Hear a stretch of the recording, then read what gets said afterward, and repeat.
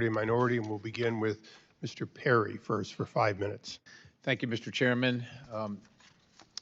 Ms. Bennett, I'm sure you're probably aware that the oversight of your operation has been something that of great bipartisan interest for this committee for some time, active for years now, and I can't say that we're openly thrilled about the cooperation from your predecessors, and we hope it's better under your tenure here. Issues include, as you know, decades-long security lapses, a partisan bias, improper hiring practices, and abuse of visa programs, which are very concerning to us.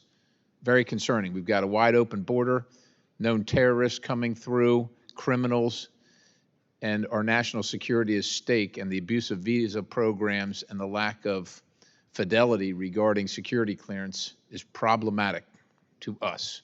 And so you'll have to forgive us if we remain skeptical about USAGM's competence and trustworthiness.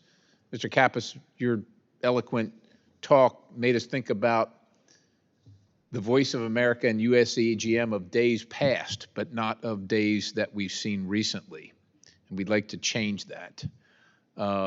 Clearly put, and simply put, you're to serve the long-range interest of the United States of America and its citizens.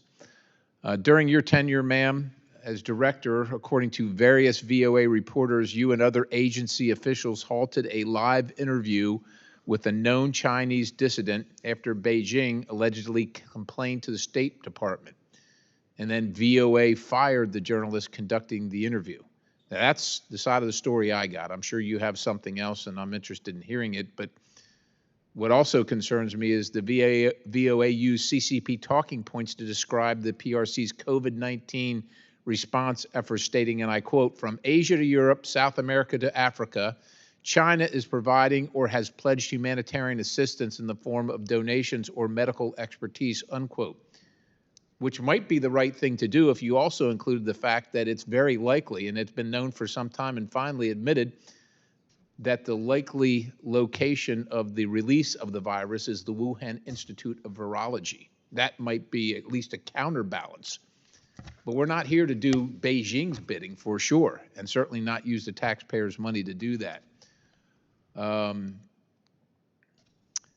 wondering, and this is another subject, but along the same line, do you, ma'am, consider Hamas as a terrorist organization?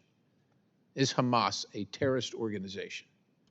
I'm a head of a federal agency. I know, ma'am, you are. But I will accept the definition that's given by the United States, which is designated Hamas as a terrorist organization. Okay, so Hamas is a terrorist organization. You agree, and therefore its members are terrorists. Yet, seen a memo, an internal VOA guidance after the October 7th attack by Hamas directed VOA staff to avoid calling Hamas and its member terrorist, except in quotes. Why would that be? That was a personal opinion by someone that circulated around. It was not by any means the policy. The policy is to be careful about the use of the word terrorist with Hamas or any other group, but to use it as it is appropriate.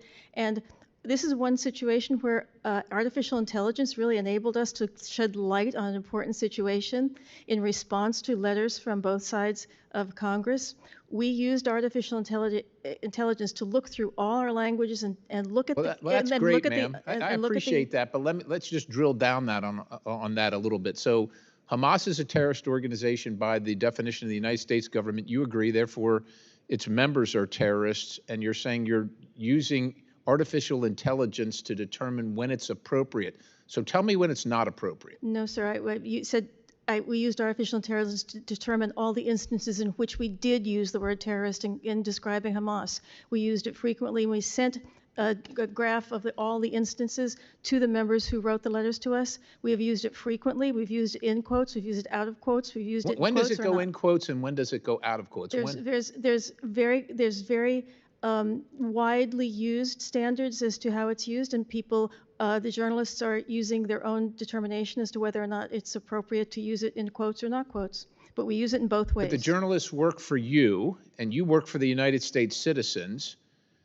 and Hamas is a terrorist organization designated by the United States of America who attacked Israel, and the free world, or the world that wishes to be free, is counting on you to call the balls and strikes, not equivocate whether Hamas is a terrorist organization that slaughtered Jewish individuals without cause.